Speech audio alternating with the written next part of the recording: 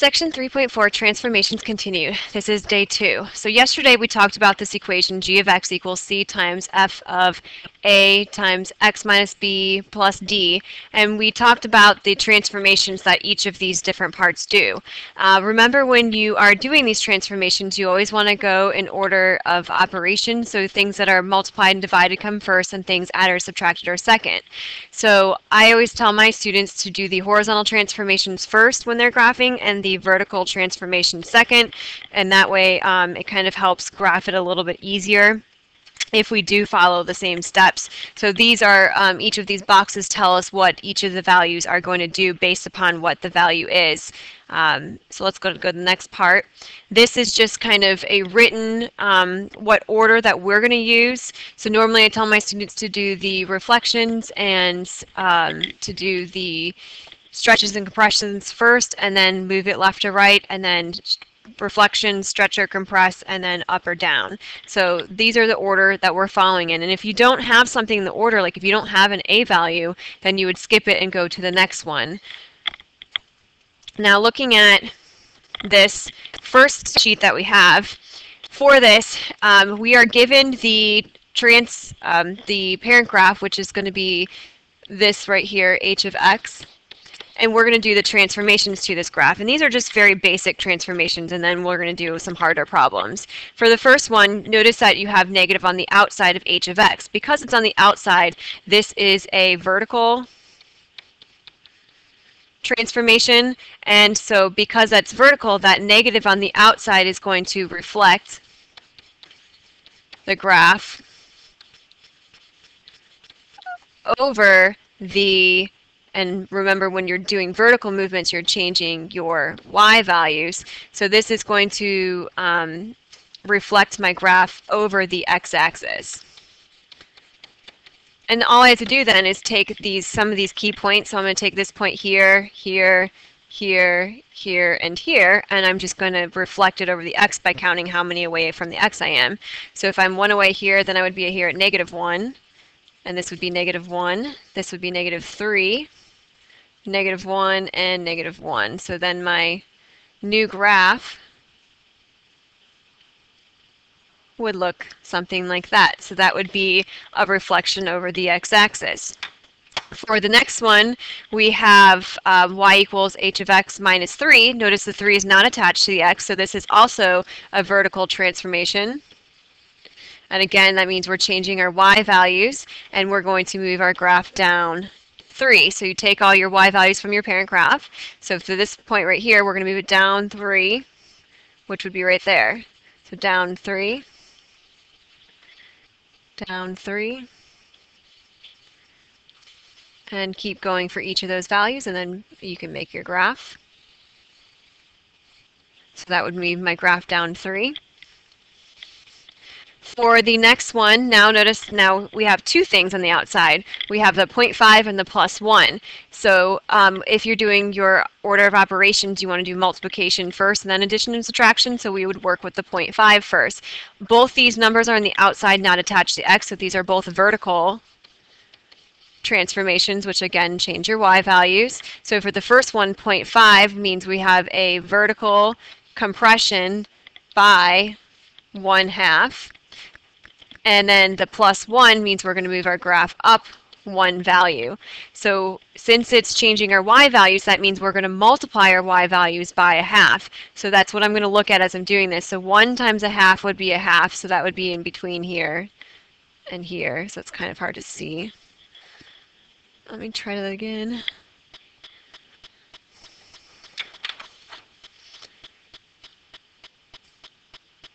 So 1/2. And then we have this point right there, which would be 3 times 1/2. So 3 times 1/2 would be 1.5, which would be right here. And then 1/2 would be there.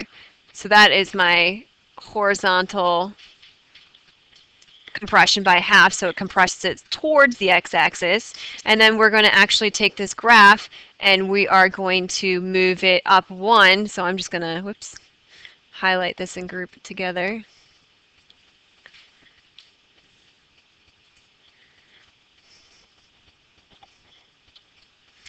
And I'm just going to move it up a value of 1. which would be right there. So that's what your new moved shifted graph would look like. For the next one, for 4, notice that now the number is on the inside attached to your x value. So these are horizontal transformations.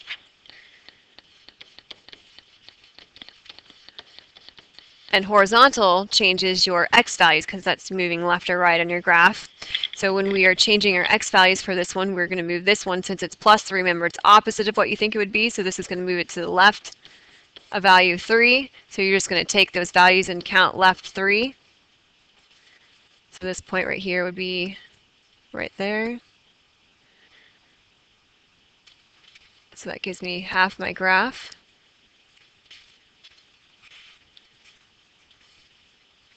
So my new graph looks like that right there. So that would move my graph left 3. For the next one, we have 2 times the x. So this is again a horizontal transformation, and that 2, again, opposite thinking, so that's going to be a horizontal compression by 1 over that value, so by 1/2. That means we are, again, changing our x values, so you're taking your x values and you're multiplying them by 1/2. So we have an x value of -1 here. -1 times 1/2 would be -1/2, which is right there. 1 times 1/2 would be 1/2. Now we have an x value of 3 up at the top of our semicircle, so 3 times 1/2 would be 1.5, which would be right there. And then we have 5 times 1/2, which would be 2.5. And then 6 times 1/2, which would be 3, so it would be right there. So when we connect these values, notice that this is what we call a horizontal compression by 1/2 because we moved our values closer to the y-axis. And again, you changed your x values, not your y values. So if you look at number 5, this would be, again, horizontal. And it's going to be a horizontal stretch by 1 over 0.5, which is actually 2. So that means we're going to take all our x values and multiply them by 2. So -1 times 2 would be -2. 1 times 2 would be 2. So that gives me this line now, which is stretched out. And then we have this top of the semicircle, which would be 3. So 3 times 2 gives me 6, which would be here. And then at the bottom of the semicircle, we have 5. So 5 times 2 would be 10. So that's going to be off my graph, which would be right here. And then this last point, which is an x value of 6 times 2 would be 12. So if I extend this x-axis here, it would go like that. So that would be my horizontal stretch by 2. So those are just some of the basic transformations that we have. Now let's go ahead and do some more complicated problems. So if we look at this problem here, whenever you're writing these problems out, the first thing you want to do is identify your parent graph, which would be the absolute value of x. Then before anything, remember that our equation we use was g of x equals c times f of a times x minus b and then plus d. Notice that our a value is factored out away from the x. So that means here the first thing that we should do is factor out that 2. So this would be the a value. This is your b value. This would be the c and the d. So first things first, factor out that 2. And you would get -2 absolute value of 2 parentheses x. When you divide out 2 from 6, you get 3. So this is the equation I'm going to use to do my transformations. So the first things first, you want to graph your parent graph, which is y equals the absolute value of x. So you should know what that looks like. The absolute value of 0 is 0. The absolute value of 1 is 1. The absolute value of -1 is 1. 2 would be 2, etc. And of course, you're going to want to use your ruler to connect the lines. So this would be my parent graph right here. So the next step would be to do your order of operations. So in this case, you want to do things attached to x on the inside of your parentheses. So that a value, which is 2. Since I don't have a reflection, that means I'm going to skip the reflection part because it's not -2 on the inside, your A value is +2, and I'm just going to use the 2 for the next part of my equation. So for this one, we have y equals absolute value of 2 times x. So the next part of my graph that I'm going to graph to get to my final graph would be that 2, which is considered to be a horizontal compression, because remember it's opposite thinking when it's horizontal movements, by 1/2, because it's 1 over that a value, so the absolute value of 1 over 2 would be 1/2. And remember, for this, we are changing the x values because it is a horizontal movement. So when we change that by 1/2, that means we're taking all of our x values and we're going to multiply the x values again by 1/2. So if we look here at our graph, if I have an x value, I'm going to pick x values that are easily divisible by 2. So 0 divided by 2 stays 0, so we're going to keep our vertex at the same place. Here I have an x value of 2, so 2 times 1/2 would be 1, so my new x value moves to here. And notice that I'm going to keep the same y value, I'm just moving my x value in. So then if I pick an x value of 4 and multiply it by 2, I get 1. So the y values stay the same. My x value changed from here. We moved over to there. So that's what I was doing. So then if I pick another x value, let's do an x value of 10. So if I pick an x value of 10, that moves into 5, because 1/2 of 10 is 5. And of course I would have the same thing on the other side.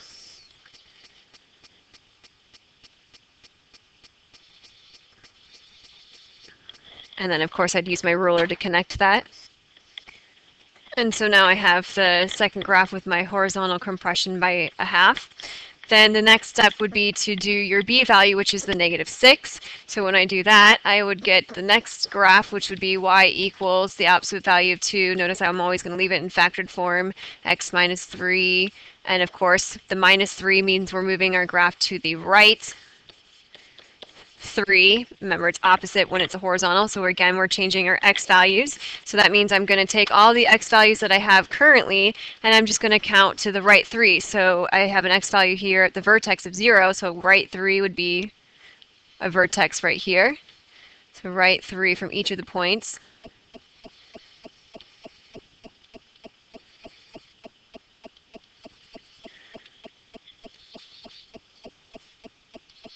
And then of course I would use my ruler to connect the dots again.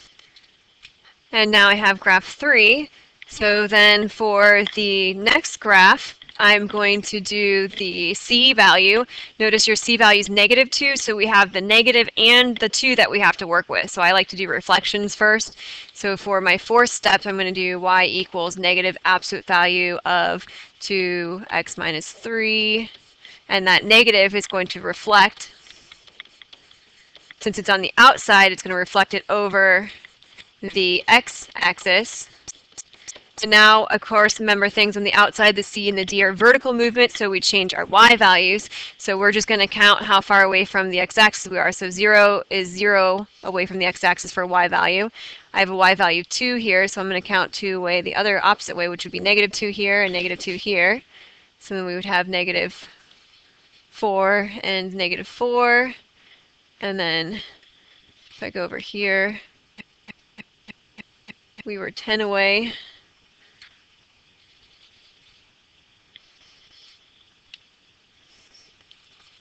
And then I would connect the lines with a ruler. So that's my next graph with a reflection over the x-axis. Then for the next one, I have to deal with that 2. So then we would get y equals -2 absolute value 2x minus 3. And that 2 on the outside, since it's vertical, those make sense. So this is a vertical stretch by 2, which again, remember you're changing your y values. So that means I'm going to multiply all of my y values by 2. So if I have a y value of 0 here for the vertex, it stays 0. Y value of -2 times 2 would be -4. So this point would be here and here. Then if I have a y value of -4 times 2 would give me -8. And a y value of -10 times 2 would be -20, which would be off our graph, so I'm not going to graph that one. So then the last step we have to do is add in that 1, so y equals -2 absolute value of 2x minus 3 plus the 1, which moves our graph up 1, and again we're changing our y values, so I can just take this whole graph and move it up 1, and I can do that by just counting up 1. So it's going to be very close to the graph we just have, and our vertex is going to move up to 3, 1. And then I would take my ruler and graph it. And so this graph that we have in green right here going downwards, that would be our last one. So notice it's very close to the graph in blue because all we did was move it up 1. However, you can see the final result. So when you are doing these for your homework, these are the steps that you're going to follow. You're going to write out the equation and then you're going to graph it. And of course, you want to graph this by hand. And if you need to, after you're done graphing it by hand, then I would use your graphing calculator to check. And you could always pick points on your final graph, plug them into your original equation, and make sure that they match up with what, plug the x value and see if you get the same y value out that you have on your graph. So that would be for the transformation. So let's do one more. So this is actually your warm-up on one of the days. So for this, it's given the function p of x is equal to -2 times p of 2x plus 4 plus 3. So for this, if we want to do the transformations, we're saying we're given this parent function right here on our graph, and so we're going to do the transformations for that. So I'm going to rewrite this down here so we can see it on our graph.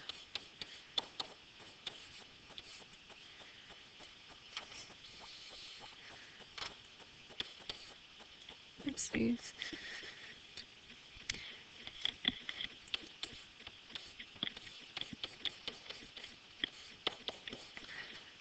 Okay, so remember the first thing you want to do is you want to factor out that a value. So remember this is your a, this would be b, c, and d. So when I factor out that a, I get this is equal to -2p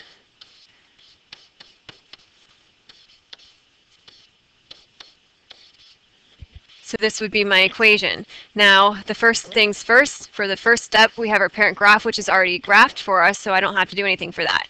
So then the second step would be we are going to do our a value. There's no negative, so I don't have a reflection to worry about, so then I'm just going to do with that 2. So that 2, and I'm not going to write out the equation. If you wanted to write p of x is equal to p of 2 times x, you could.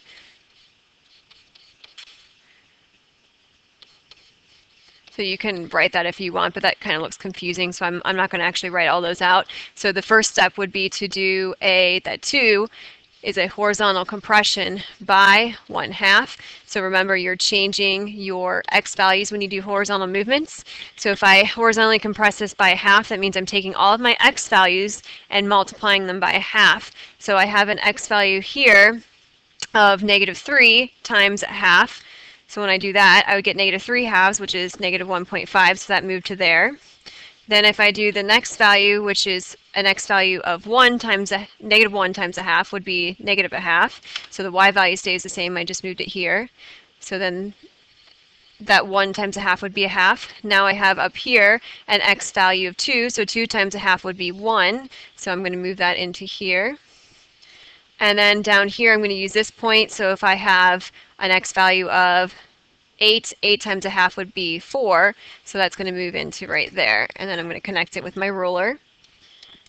So that gives me my horizontal compression by 1/2. So the next thing I need to do is my b value, which is +2.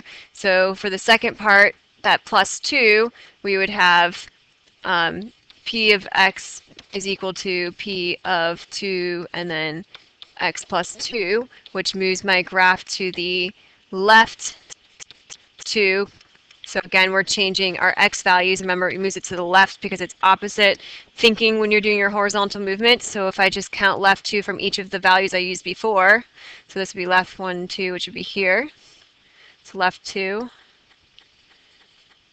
left 2,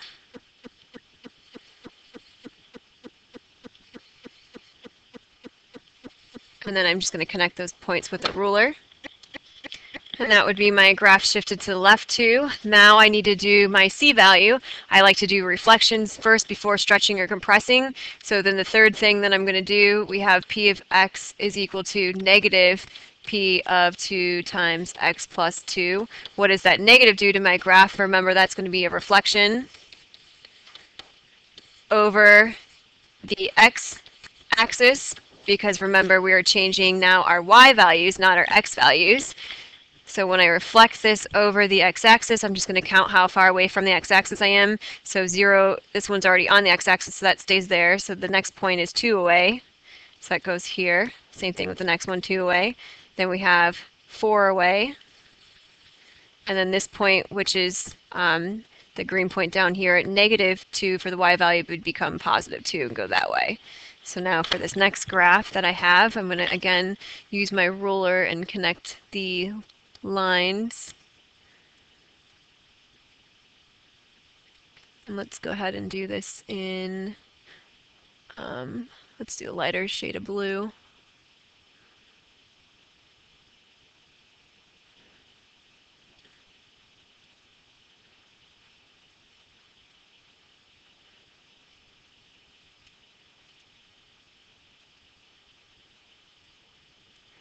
Okay, so that would be my graph reflected over the x-axis.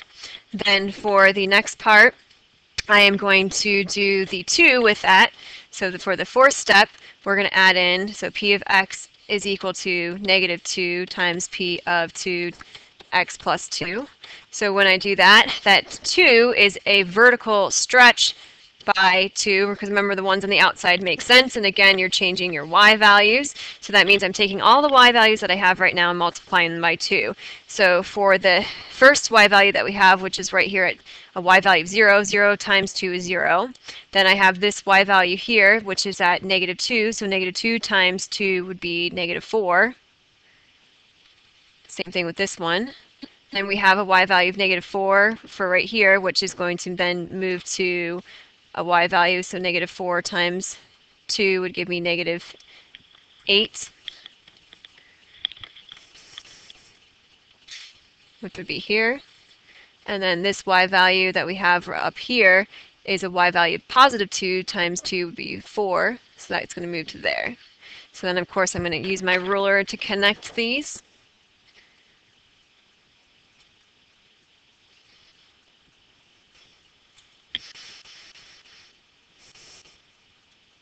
We'll use yellow for this one.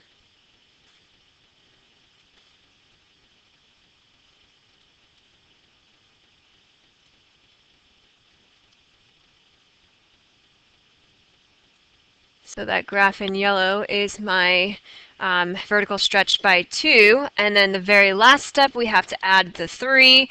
So for the last one, step 5, we're doing p of x is equal to -2 times p of 2x plus 2 plus 3, which moves it up 3 units. So when I move this graph up 3 units, I'm just going to count each of the y values and count up 3. So I have y value of 0, which moves up to 1, 2, 3, which would be right here. So this is a y value of -4, which moves up 3, which would be here. And then here, here, and here. So then, of course, I'm going to use my ruler to connect those. So it's really good if you have lots of different colors when you're graphing these, because as you can see, it gets to be a lot on the graph paper, which can get kind of confusing.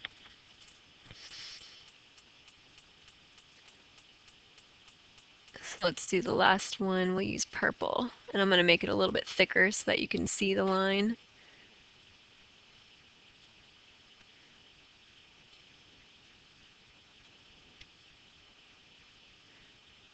So this would be the graph in purple is the final transformation that we have, which was moving it up 3 units. So those are, again, the steps that you want to follow. So do your order of operations. So horizontal movements first, the things attached to x. Things on the outside would be second. So you want to do the multiplication, which is the reflections and stretches and compressions first, and then move left or right, and then reflections and stretches and compressions, and then up or down. So for those of you who still need some practice of writing the transformations out, let's just go ahead and do one more problem.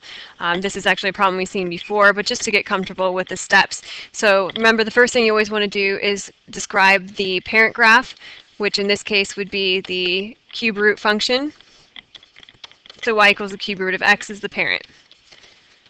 And if you were graphing this, that would be the first thing that you would graph. Now, before we do the next step, you should always factor out your a value, which is the negative 1.7.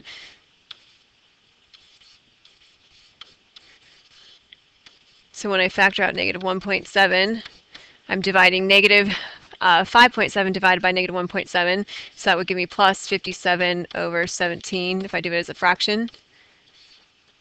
And notice that I am going to keep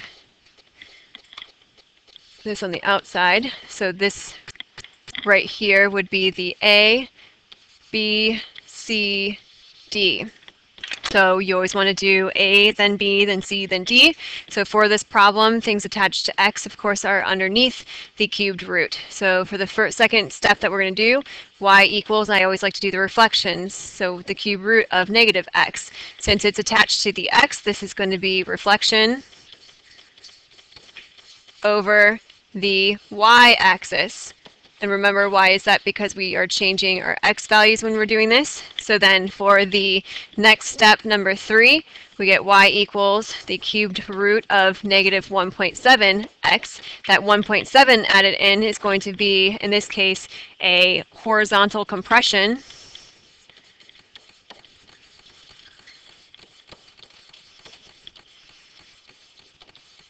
by how much? It would be by 1 over 1.7. And remember, it's the absolute value of that number. So 1 absolute value of negative 1 over 1.7 ends up giving us 10 over 17. Then those are the a value. Now for the b value, we have y equals the cubed root of negative 1.7 times x plus 57 over 17. That plus means we're moving our graph to the left, 57 over 17. So then those are all my horizontal movements. So again, the change in x. Then I do my vertical movements, which is going to be the c value. So y equals, I like to do reflections first. So that's going to reflect it over the x now.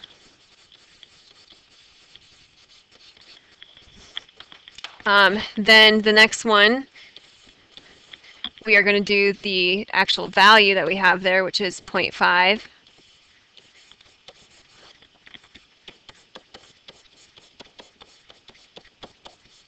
So when I do that 0.5, now the vertical ones make sense. So this is going to be a vertical compression by the actual number, so by 0.5. Remember, it's the absolute value of that number, so the absolute value of negative 0.5 is positive 0.5. And then for the last step, we have the minus 0.7.